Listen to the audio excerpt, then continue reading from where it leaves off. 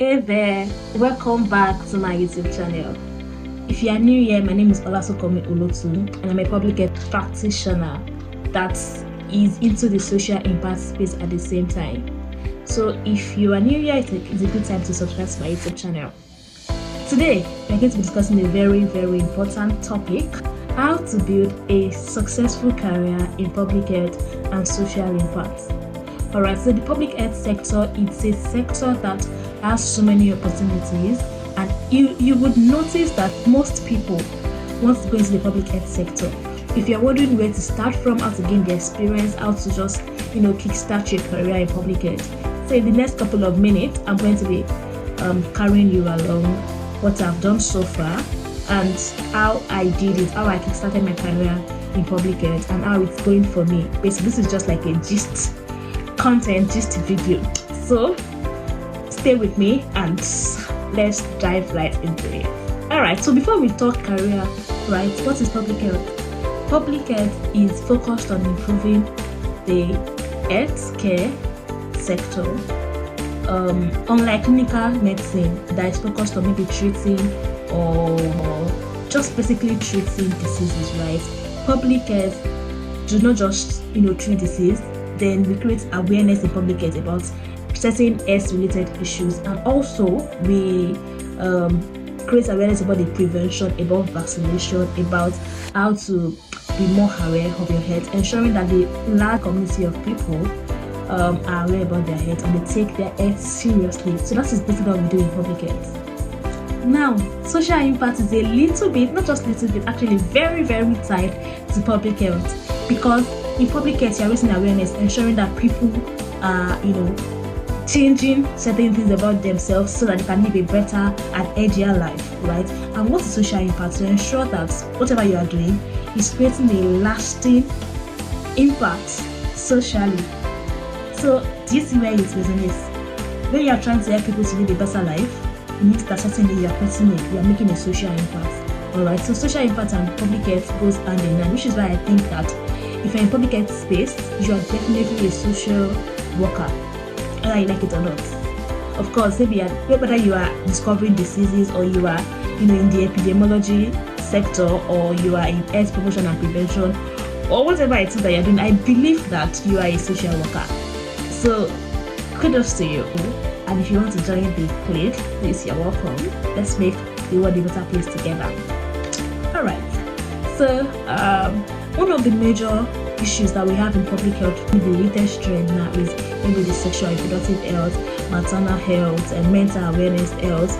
And if any of these resonates with you, prevention of infectious diseases, if any of this resonates with you, please subscribe to my channel and follow through this video. Then you are the right track if you want to pursue a public health career.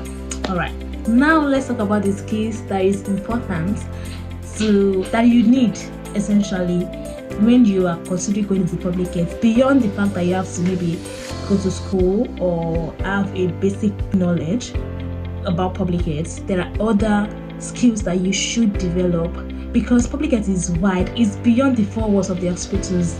Alright, so the first, and that might look like it's a very small skill that everybody should have, actually, as a young professional, you should have good communication skills. Be able to communicate with people in certain languages that you can listen to. Communication skill is very important. Knowing how to communicate certain things to your community of people, to your audience, to the general public about their health. Because you're going to write, you're going to make use of your social media platforms, you're going to definitely talk to people. You're going to create policies. You're going to do certain things that has to do with communicating, talking to people in a way they will hear you and they will understand you clearly. Talking to people in a way that, the communication skill is wide, in a way that you know how to talk to certain people, and you have to be emotionally intelligent. So not just about knowing how to speak English or big grammar, knowing how to tailor your message to a particular audience, crafting your message to fit into the kind of audience you're talking to. It's a very important skill in public health, and I think everybody should learn that. Okay, so if you feel like you want to go to the public health sector, then you need to build your communication skill.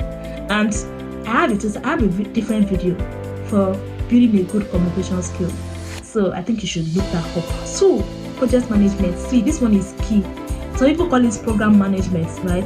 And I feel like everybody in public health, maybe not everybody, but at least that's another skill that you should develop if you are considering going into the public health sector, because you will organize events,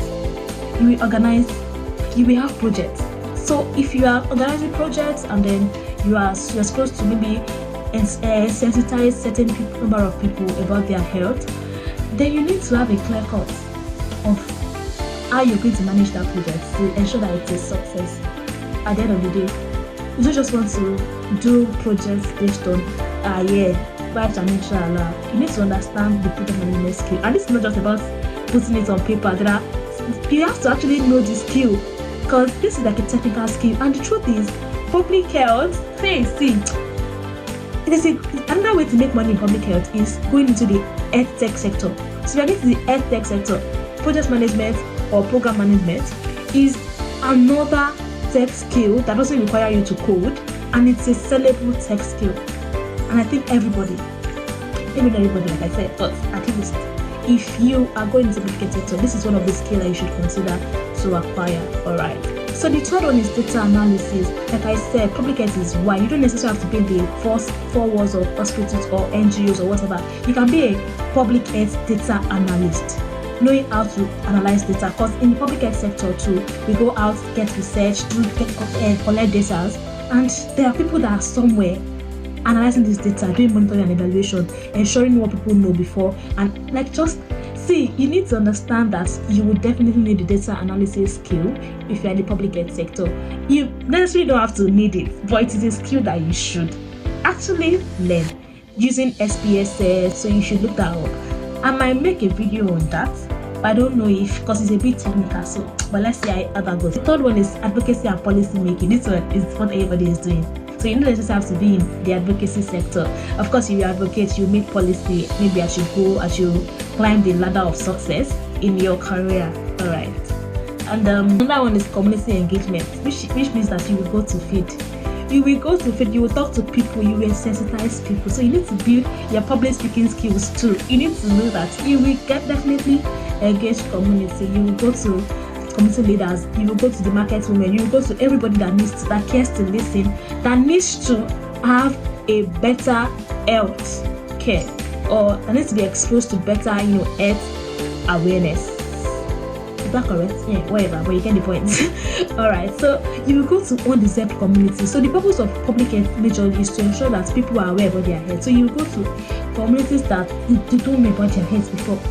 Alright, so you need to understand that you will do field work, you will engage communities, you will go to rural environments, you will speak to people, you will negotiate. So you need to understand that you are supposed to learn how to engage your community. One of the ways to get these skills without having a job. I know so I'm just assuming that if you're listening to this video, maybe you're just starting the career, right? So you probably don't have a job yet, or you don't even know where to start from, and you want to get these skills. One key way to do that is by volunteering. Alright, so I made a video about what to consider before you volunteer. You should look that up too. I'll put that in the description box too. So how to volunteer, look for it. I don't know the thumbnail now, but maybe I'll just put it somewhere in the video.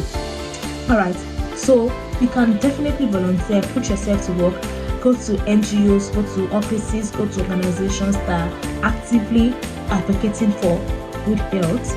Then just volunteer for them and learn while at it. And I feel like I want to talk about places that you can work, because the market is a certain market. But see, if you know your own roles, there are certain places that you can start applying to, and then you'll be getting. But I feel like I have to go now, so I'll probably end this video, or I'll record a part 2 of the video, or just pause it, then whenever I have enough time again, then shoot the rest of it. Oh my god, so it's really getting dark, right? And I feel like I want to finish this video, but after I can't finish it anymore.